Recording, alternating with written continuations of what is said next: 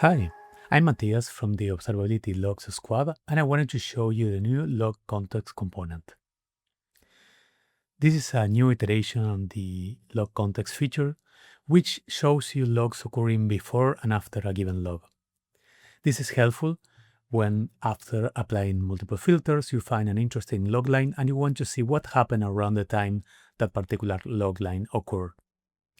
In this new version of log context, we integrated the new logs visualization and including all the filtering and visualization controls that it has elsewhere.